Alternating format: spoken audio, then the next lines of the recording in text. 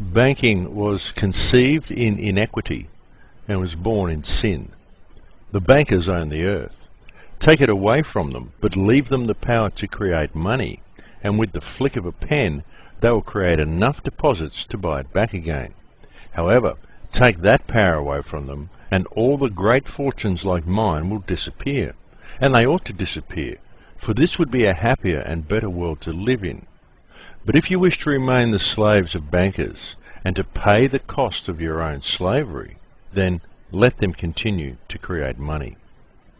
And that was said by Sir Josiah Stamp, director of the Bank of England, and reputed to be the second wealthiest man in England at the time. Good evening, ladies and gentlemen. Welcome to Surviving the Matrix. My name is Maxwell Egan. It's a pleasure to be with you once again, and I will be your host for the next hour. Now, I have a guest on the show today who is going to discuss the monetary system with us. This man is helping work with Iceland in the implementation of a new money system in Iceland. We are very hopeful that the Icelandic government will accept this system.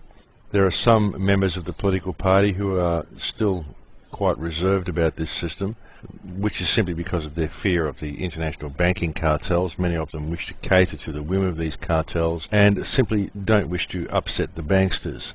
But really they are going to have to upset the banksters, folks, because the whole monetary system that is in place around the globe is designed to fail. And there's no point appeasing these tyrants and criminals who run these banking cartels in order to simply bring about a temporary band-aid for a very massive problem that we face. And the problem that we face is the system itself, the monetary system itself. It is the basic structure of this system that is the problem. And no matter how much you attempt to prop it up, eventually it has to fail. It has to fail because it was designed to fail right from the very start. So my guest on the show today is a man by the name of Michael Montagne, and Michael has developed what is known as the mathematically perfected economy. He's been putting this economy to US presidents for a number of years, but it hasn't been adopted by any of the governments so far, simply because these governments work for the banks, folks. They don't work for the people, they work for the banks. And Mike has some quite interesting things to tell us about his interaction with these governments as well. Mike has two websites. One is perfecteconomy.com and the new site is perfecteconomy.org. The latter website is still under construction, but he will be adding more things to it in the very near future. So without any further delay, I will now present you with a conversation between myself and Mike Montagne. So welcome to the show, Mike. It's great to have you on. Thank you. So I believe you're working with the people of Iceland in helping establish a new economy and bringing in a new monetary system around the globe. Iceland is one place that we've been working some with, and a number of other countries around the world, in different countries. We're hosting a worldwide initiative for mathematically perfected economy, and expect the public visibility of our efforts to escalate in the near future. Okay, so what exactly do you mean by a mathematically perfect economy? How does this work exactly? Well, a long time ago, practically 40 years ago actually, I started a process of solving the faults of economy. And basically, mathematically perfected economy is a solution of the categoric faults of virtually all the economies in the world today. And so there's actually two parts of a thesis of mathematically perfected economy. And the first was the idea that compelled this mathematic effort to solve economy. And that first part of the thesis is that any economy based on interest-bearing debt ultimately terminates itself under insoluble debt, which is the fundamental cause of the worldwide global monetary failure. So mathematically perfected economy is a solution for these categoric faults. which I give as three. The first being inflation and deflation, the second being systemic manipulation of the cost or value of money or property, and the third being inherent, irreversible, and therefore terminal multiplication of artificial indebtedness by interest. So the solution is really quite simple mathematically. A second grader can do the math. We have, for instance, our first categoric fault is inflation and deflation. Well, how do you solve inflation and deflation? Inflation and deflation are defined respectively as either increases or decreases in circulation per represented wealth. So there's one and one only solution for inflation and deflation, and that is to maintain a circulation which is always equal to the current value or remaining value of all represented wealth.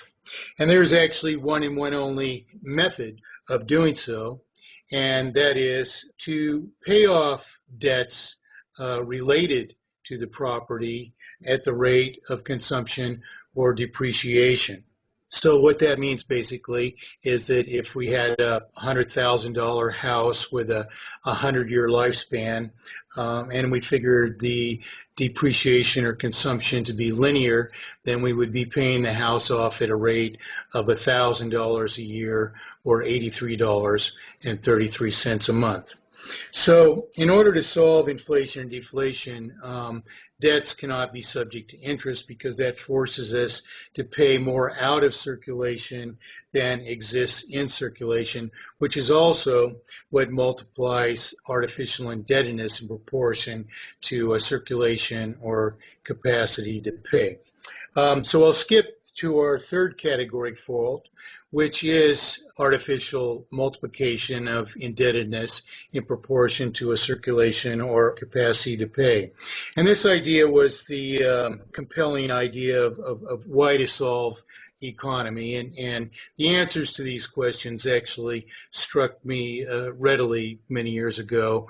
It's not as if there's a great amount of difficulty in realizing these solutions. In fact, virtually any and every responsible citizen should understand these things. So what is the effect of interest? Basically, when your currency comes into circulation as a debt subject to interest, it forces us to pay out of circulation more than exists in circulation. So what we call the debt is generally the principal, but the real actual monetary obligation is the principal plus all the interest that's ever to be charged on it. So when we borrow the principal into circulation, we're perpetually paying principal and interest out of a circulation, which is at most comprised at any moment of some remaining principal.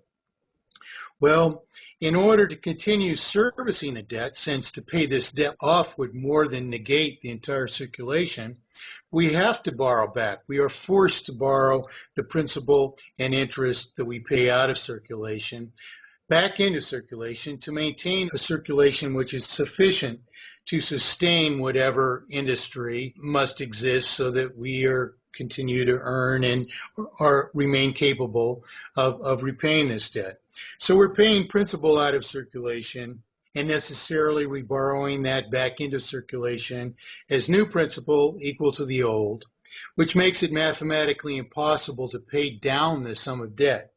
In addition to that, we're paying interest out of circulation, which of course, since interest payments count none against former principal, when we reborrow that back into circulation to maintain a vital circulation, thus the sum of debt is perpetually increasing so much as periodic interest on an ever greater sum of debt until the sum of debt is so great in proportion to the circulation that the entire circulation is dedicated to servicing debt, leaving none for sustaining industry, and this is the basic cause of collapse.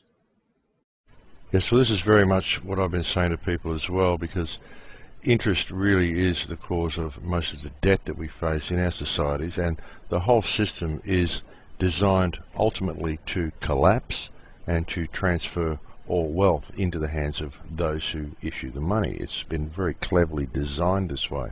And this is absolutely what has to happen. There's just no way of avoiding this collapse. It is absolutely inevitable. We very much do need to address this issue, and I believe that is what you are attempting to do with this mathematically perfect economy you're trying to introduce in Iceland, is it not?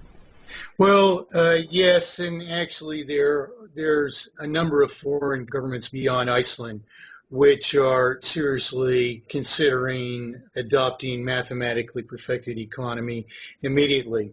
In other words, back actually in the early 1970s, I realized that the economic systems of the world were going to fail as a consequence of this, and that there was one and one only solution,